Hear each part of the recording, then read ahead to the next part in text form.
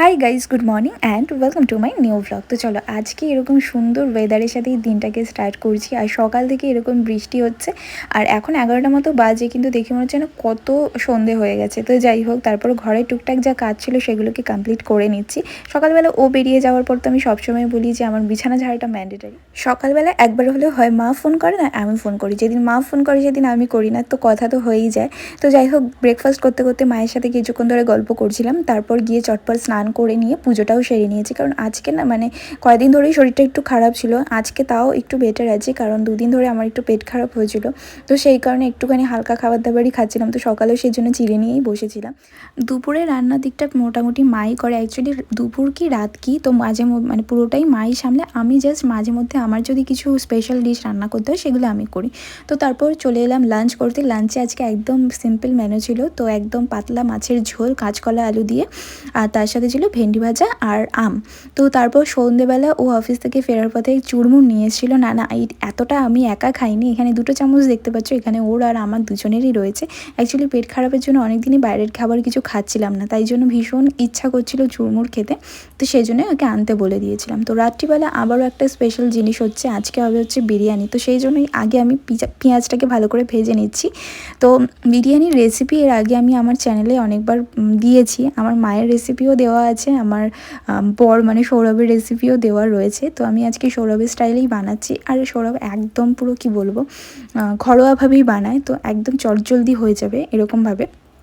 তো যাই হোক, আগে পেঁয়াজটা ভেজে নিয়ে তুলে নিলাম, তো তারপর এবার আলুটাকে ভেজে নিচ্ছি। আজকে ওরই করার কথা ছিল, কিন্তু অফিস থেকে আসার পর না ভীষণ টায়ার্ড হয়ে পড়ে, তো তখন মুড আর ইচ্ছে কোনোটাই থাকে না যে রান্না করবে আবার। তো সেই জন্য আমি যেহেতু ওকে দেখে দেখে শিখে গিয়েছি, তো সেই জন্য আমি বললাম ঠিক আছে আমি আজকে বানিয়ে দিচ্ছি। তো তারপরে কি করলাম, আলুটাকে তুলে নিয়ে আমি এখানে মাংসটাকে কষিয়ে নিচ্ছি। যেহেতু এর আগে আমি রেসিপিটা শেয়ার করেছি, তো আজকে আর প্রপারভাবে স্টেপ বাই স্টেপ তোমাদেরকে দেখাচ্ছি না। মাংস যেভাবে আর কি কষায় সেভাবেই আজকে কষিয়ে নিচ্ছি। তো তারপর তো জাস্ট লেয়ারিং করতে হবে। তোমরা যদি চাও যে বিরিয়ানির মশলা বাইরে বাজারে যে কোনো স্টোরে কিনতে পাওয়া যায়, সেটা কিনতেও পারো, আবার বাড়িতে বানিয়ে নিতে পারো। আমার বরের স্টাইলের বিরিয়ানি বানাচ্ছি আজকে। আগে রেসিপি দেওয়া আছে বলে আমি সবটা প্রপারভাবে দেখাচ্ছি না। প্রথমে সব কিছু করে নিয়েছি প্রিপারেশন, এবারে শুধু লেয়ারিংগুলো গিয়েছে। তো ঘি দিয়ে নিয়েছি, এবারে হচ্ছে ভাতটা দিয়ে দিয়েছি।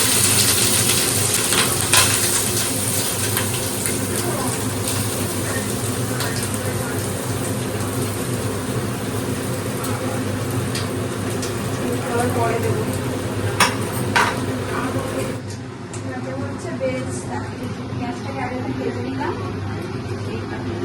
করে দেবো। আর দেবো হচ্ছে আলু।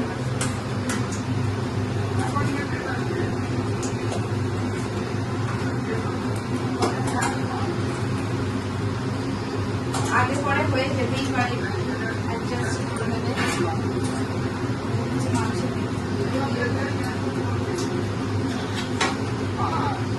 এক পিস মাংস আমাদের রেখে দেবো। দিয়েছি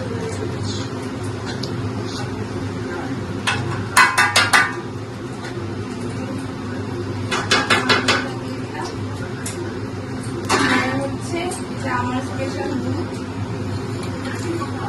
এটাকে দিয়ে দিলাম।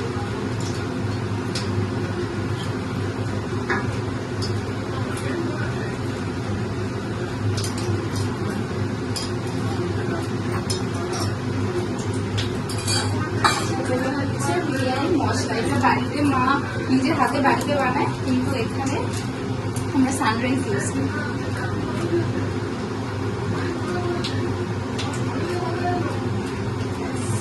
হয়ে গেছে। সেম ভাবে আরো লেয়ারিং গুলো ঝটপট করে দিই।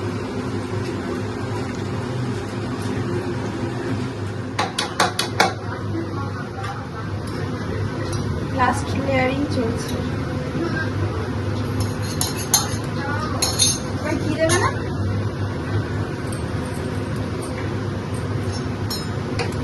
মনে ঠিক আছে।